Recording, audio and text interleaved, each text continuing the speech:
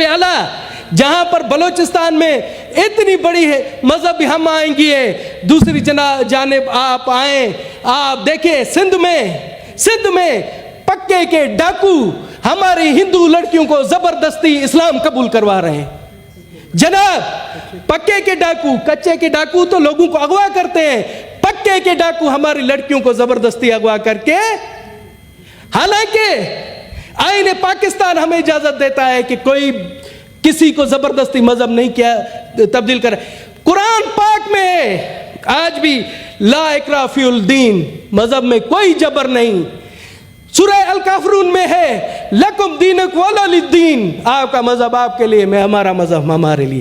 تو یہ ظالم لوگ نہ پاکستان کے آئین کو مانتے ہیں نہ قرآن شریف کو مانتے ہیں، ہماری بچیوں کو زبردستی مذہب چینج کراتے ہیں۔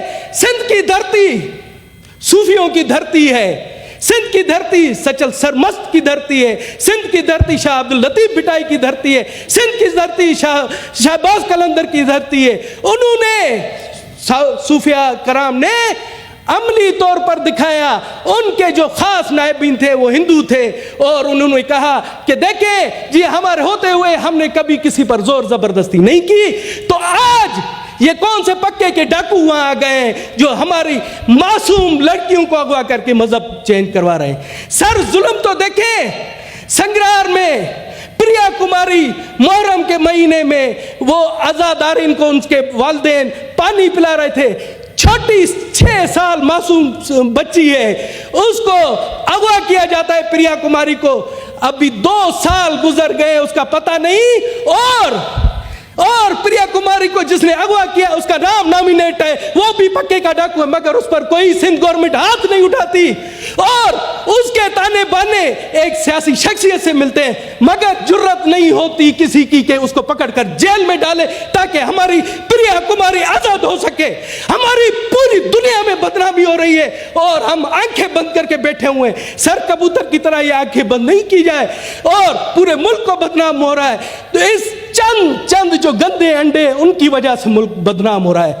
میں چاہتا ہوں کہ آپ اس پر رولنگ دیں کہ ہماری معصوم بچی پریا کماری 6 سالہ جو 2 سال سے ظالموں کی قید میں ہے، اور ہمیں تو شک ہے کہ اسے بھی مبینہ طور پر زبردستی مذہب قبول کروا لیا گیا ہے۔ جناب یہ ظلم کیوں ہوتا ہے؟ جناب ان کو کہیں کہ بلوچستان سے سیکھیں۔ ہمارے بزرگ مولانا واسع صاحب سارا دن رات ان کے ساتھ اٹھنا بیٹا، کبھی بھی ہم پر ظلم و جبر نہیں ہوا، تو سندھ میں یہ کیوں ہو رہا ہے؟